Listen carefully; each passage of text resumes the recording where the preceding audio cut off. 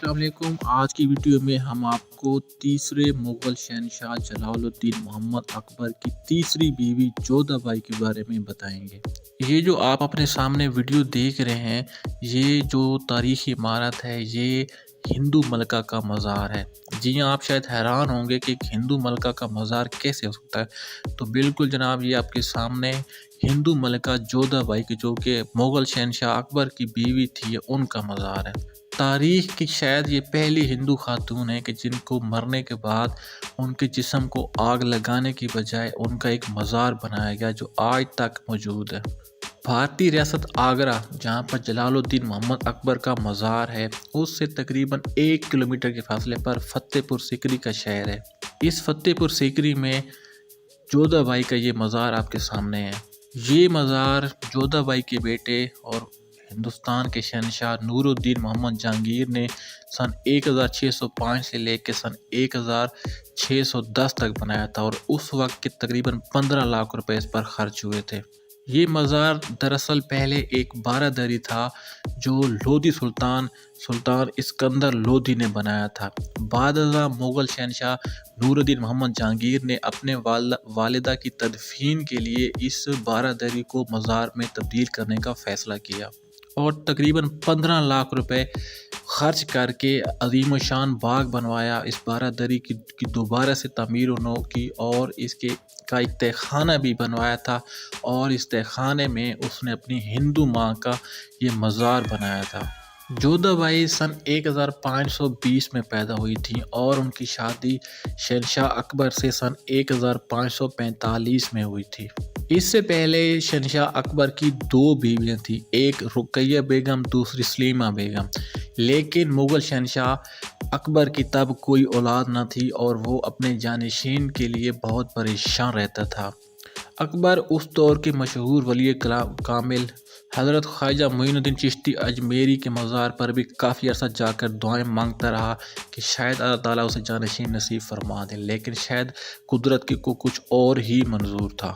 इसके बाद अकबर की शादी जोधाबाई से हुई थी, और जोधाबाई से शादी के बाद एक और मशहूर वली कामिल हज़रत सलीम रहमतुल्लाह अलैह के मज़ार पर मुग़ल शहंशाह अकबर काफ़ी अरसा जाता रहा, और इसी दौरान जोधाबाई हामला हुई, और उनके बतन से नूरुद्दीन मोहम्मद सलीम पैदा हुए थे।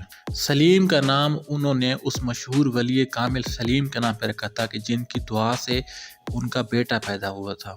जितनी भी मुग़ल मलकाएँ गुजरी हैं, उनमें सबसे ज़्यादा मलका हिंदुस्तान के ओहदे पर जो खातून रही है, वो जोधाबाई रही है, और जोधाबाई तकरीबन 45 साल तक मलका हिंदुस्तान रही हैं।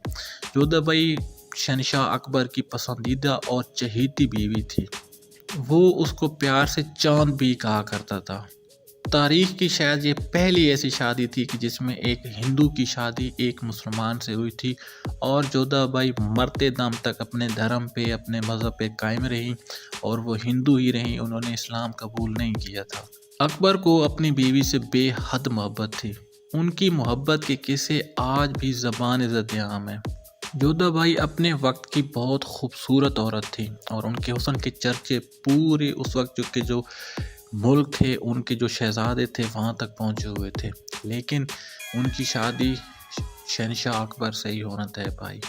जोधाबाई और अकबर के बारे में हिंदुस्तान ने एक फ़िल्म जोधाबाई भी बनाई थी, और इसके अलावा आजकल जोधा अकबर के नाम से एक सीरियल भी चल रही है।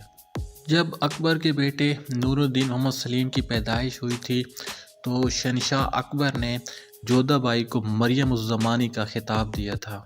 इस वजह से जो ये टॉम्ब है, या जो ये मज़ार है, उसे मरियम का मज़ार भी कहा जाता है।